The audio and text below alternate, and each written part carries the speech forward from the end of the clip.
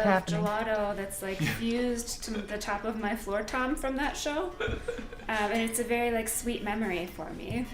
Literally. Yes. Yeah, if it was up to us, we would hand out, all kinds of tasty things to people. Yeah. Oh boy. Does it say live? Yeah. Are we? We're it looks getting like a it looks like we're. signal that Yeah, it we're looks okay over here. live stream. Yay! It's helpful.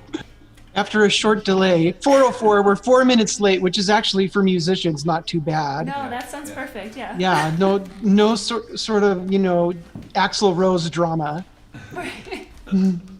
Well, welcome everybody who's attending on our YouTube live feed for another Sundance live streaming event. We have a wonderful program lined up here. We have Fine Motor, who are promoting their new album called Giant Women. After they play their set, we'll do a little quick Q&A. So if anybody that is viewing this right now, please do feel free to send us some questions that we can ask Casey and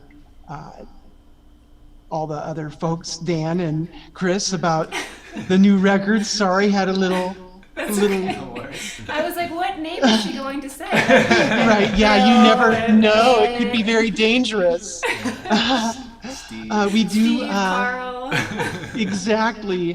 The new album, Giant Woman, is available along with the previous Fine Motor on LP here at Sundance Books and Music.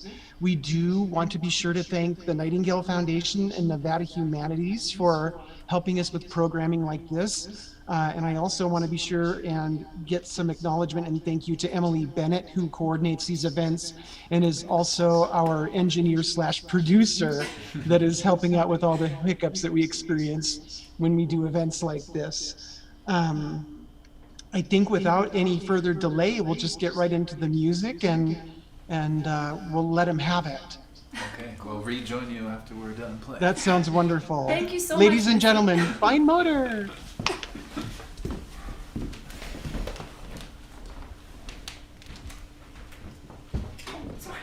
Almost. A bad start. Our first drummer died. That's right. She was speared to death by her guitar. It's common injury. Guitar through the chest. That's right.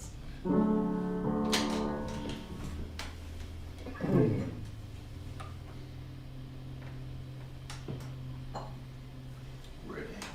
All right, I'm ready when you are. Okay.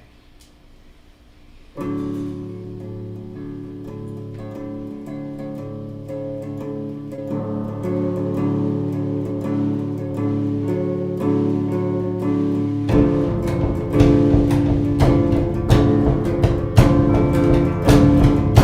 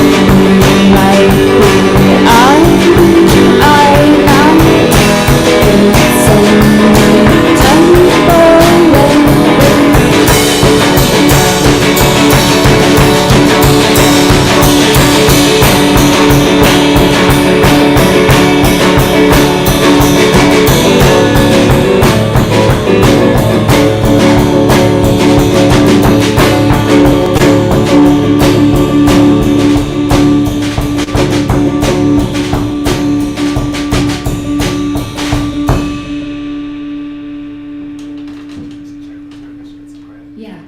Does everything sound okay, Missy? It would seem okay? Yes, yeah, maybe a tad into the red, you're a little fuzzy on the louder parts. Okay, cool. We'll We can turn quiet it down. No problem. Yeah. Thank you. Oh, sure. We're too rocking.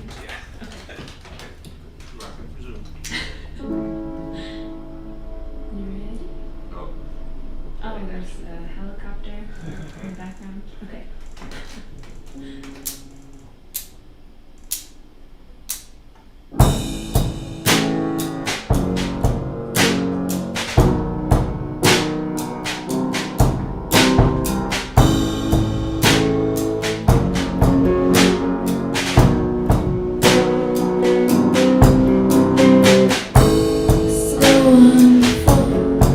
Even though it's time to be the giant.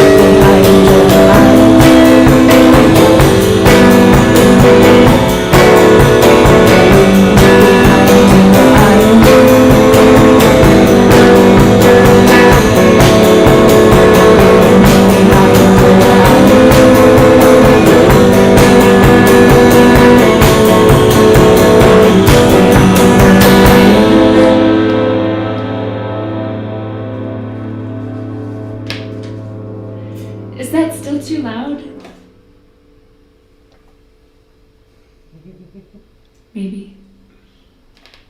Okay. I turned my Amazon. Cool. Okay. Can you hear me?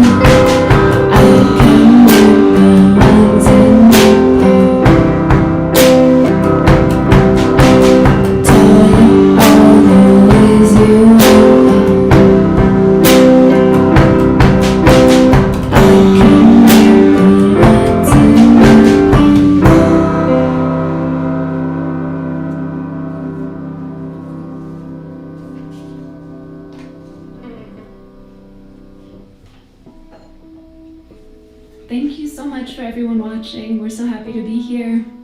Extra shout out to Missy and Emily and the whole Sundance crew for keeping all of us together during this insane time. Okay. Please. I'm ready. All right. You sure? Mm-hmm. Okay.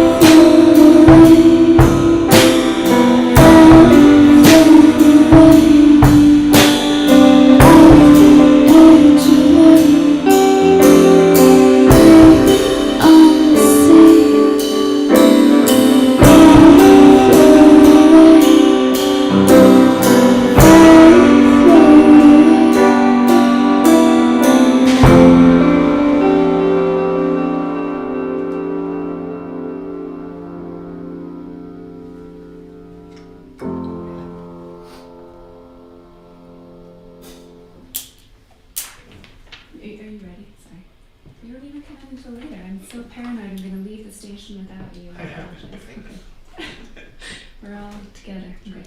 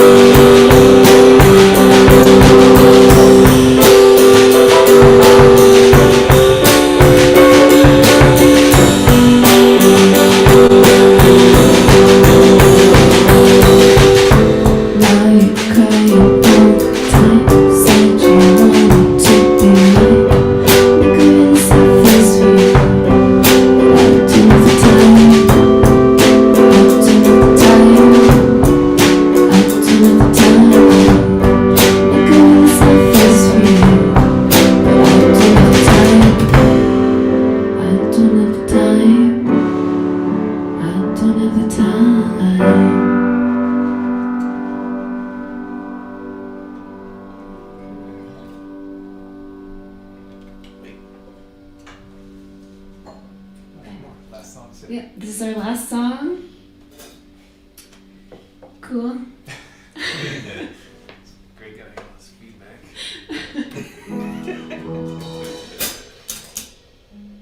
Okay. All right. Everybody ready? Okay.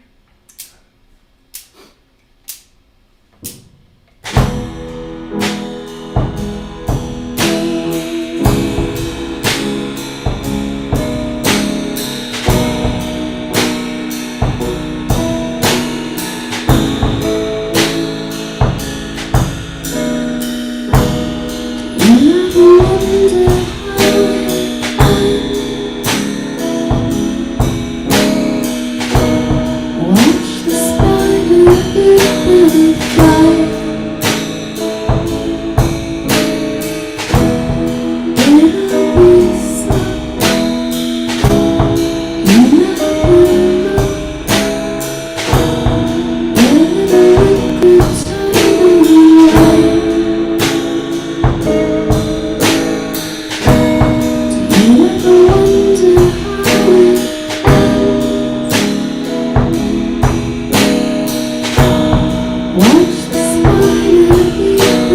fly.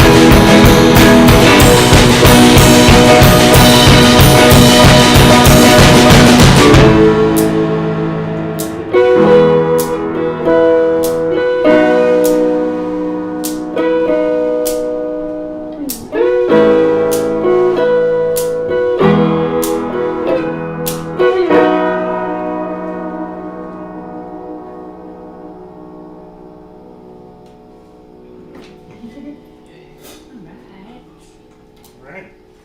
Sweet. That's all we got. Yay! Wonderful. Missy's kindly clapping.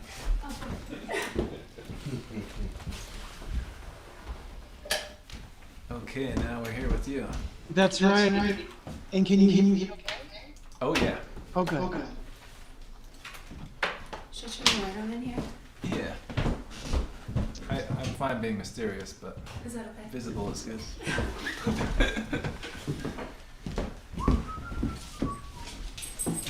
Well, we keep the tradition of playing during the daylight on Sundays.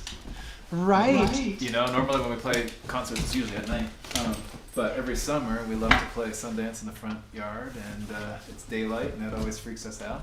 Yes. Before we continue, first I want to apologize to Chris and especially you, Dan. During the introduction, I had some bad stage fright. I don't know what was happening. I feel so bad. And I didn't introduce myself. My name is Missy. I do the music department here at Sundance, store manager. Again, everybody that's watching, thank you for coming, and obviously Fine Motor, thank you for coming and playing such wonderful music for us. We don't have a huge amount of questions, comments that I think are people that Jordan says he loves the giant woman in 4 instead of 3. Ah, yeah. And then also woo. And then Jordan also says, and I think this is not a super serious question, but it's, what's Maud's favorite Fine Motor song and favorite band besides Fine Motor, obviously? It's an excellent question. It's definitely for Lyle? Of Lyle, jeez. Of Lyle is Maud's favorite other band. So Which one? They're called Of Lyle, and we recorded their record here in the house, and Maud won the award of the title of Vibe Keeper. Oh, nice. That's a very important duty when making records. Exactly, yeah, and we backed that up, having recorded many albums with Maud. Right. We also had a comment from Brendan. He says that he thinks Maud's favorite song is Maud Only Knows, not to the Teen Boys. But it has a different name on the album now. Yeah, Is that correct? Yeah, there's a song called Low Sun, which we just played, and for a long time before, right until the end, when we had to decide what to call it, it was called Maud Only Knows. Ah, well, very nice. Are you guys open to some questions? Sure. Okay, well, the first one is about where you guys recorded this record in the studio, and if you can talk about how that kind of fed into the atmosphere of the record and your experience.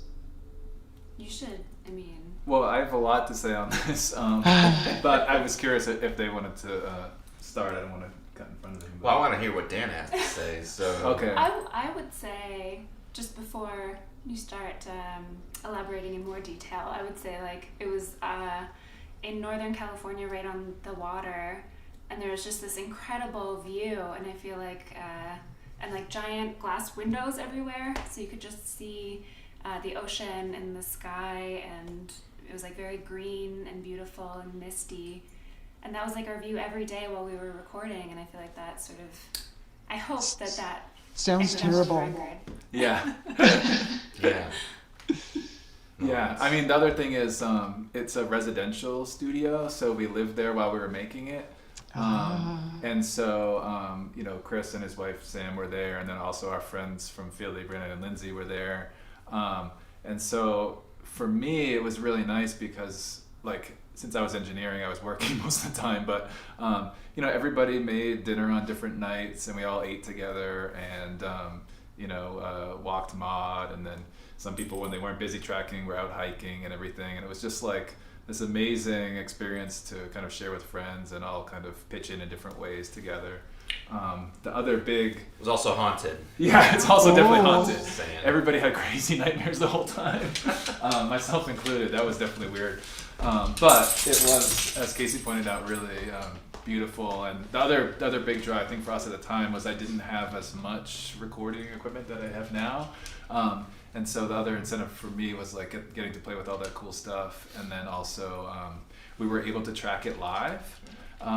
So, you know, the three of us were together playing everything like while the drums were being recorded. So sometimes bands will like record the drums first, and then they'll do one guitar and another guitar and then the vocals, and everything's just kind of stacked up. Right. And we've worked that way before. And I have nothing against it, but for that particular record, we tried to like practice as much as possible and then to record it live as fast as possible. And so that was the kind of vibe on that record. Like you'll notice there's no vocal overdubs, you know, because we just didn't have time. I had to mix it. 7 days? Yeah, 7 days we were there. Yeah, I had to mix it in 2 days, which is crazy. Oh my gosh. But And that's so- the spirit of it, you know. recording it that way, I know the way that you're talking about recording each instrument on its own track and so, putting things all together in a mixing stage. A lot of people do that to avoid spillage and stuff, other instruments coming over onto other microphones and so on.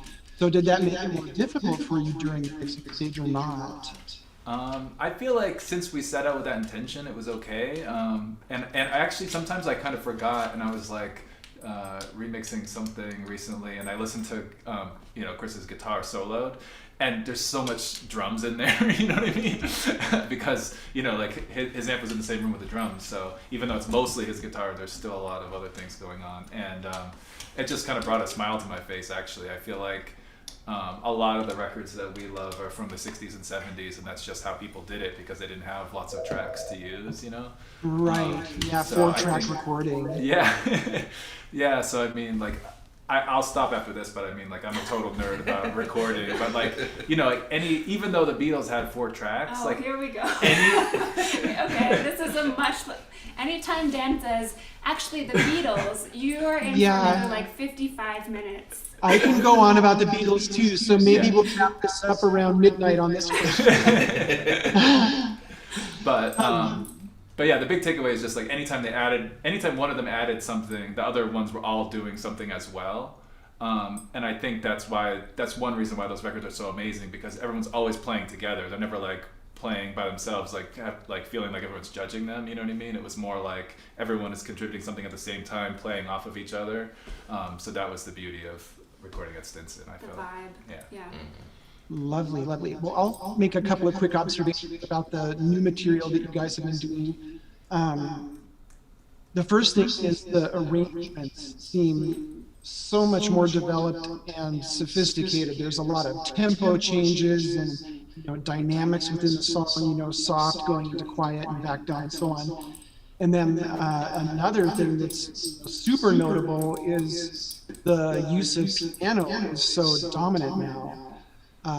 And I think one of the nice things for you guys probably is you don't have to worry about a bass player thinking that he joined Rush and overplay. We get that all the time, actually. Casey and Neil Peart. Right. Well, the piano takes care of so much of the sort of low end, so you don't really miss the bass so much. And it also lends the material a really nice flavor. I gravitate towards really melancholy music. I really like the character a lot of your music has, and I think the piano just really adds to that character in a nice, wonderful way. Oh, thank you. Yeah. I feel like it's the closest I can get to like playing drums with Dan. It's because it's so percussive, and his style of playing is so percussive and rhythmic. And he plays guitar that way too. Like he's a very good rhythm guitarist. But to see him like, like a piano is a like percussive instrument, but Right. so it just changes the interplay in a really great way, I think. Cecil Taylor, the late jazz piano player, said the piano is just 80 drums. Totally. Yeah, it feels like that. It's also, I think, a testament to Chris's ability too, and specifically Chris's ability to serve the song, because if we're both playing guitar, he's doing he has one kind of approach, obviously, but then when I'm playing piano, it's got to be quite different. But he just like adapts in 2 seconds and is always adding things and never crowding anything, Yeah. So it's also a testament to how great Chris is and how Very flexible. tasteful.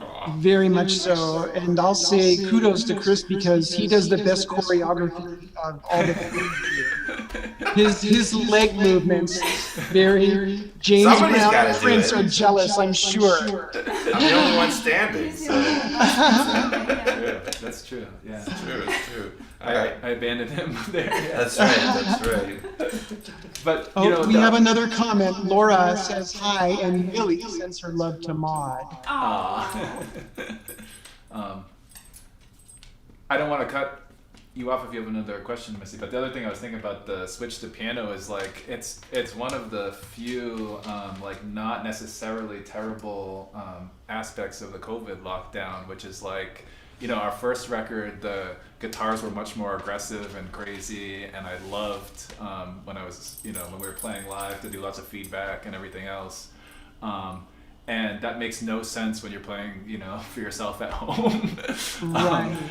So a lot of times we're like, sitting around just like writing songs, and we use the piano because it's right there, and so I mean, some of it is purposeful, like I really enjoy playing piano, but honestly a lot of it is just the fact that like it doesn't really make sense to play super loud rock music, by ourselves. Sure. And we just happen to have the piano here, so it's been somewhat organic, I think. Like we're into it, but yeah, we got a piano. We got ourselves a like rent-to-own piano from Carpenters in town 2 Christmases ago. Yeah. That was our like present, and it just opened up this whole like it's in the living room, so you're like hanging out and relaxing and having fun, but you're also making music. So it's been great. Sorry, not that you're here, like doesn't live here.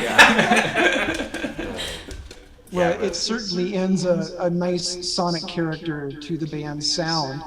I'm wondering when COVID restrictions lift and you guys are able to get out and play live, are you worried at all about how you will integrate a piano into those songs? Because you'll be subject to if a venue has a piano on hand, or if you're going to truck a electric piano around with you.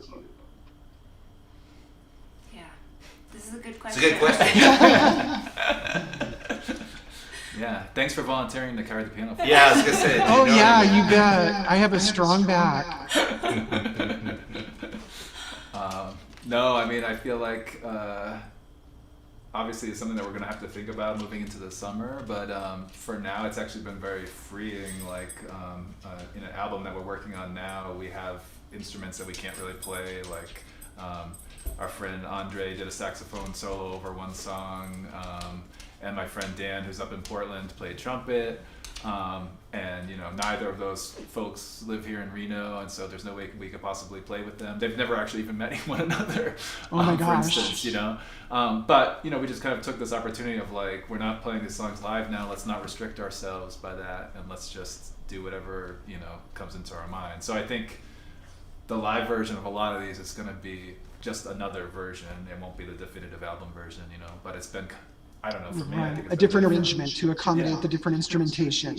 And you can tell, I guess you can tell like if it's a good song, if it sounds good with different, like with things taken away, and if it's adaptable. I think that's a sign that like the arrangement is there and that it has some legs. So I guess we'll have to like rethink a lot, but we'll learn a lot that way too, which is hopefully good.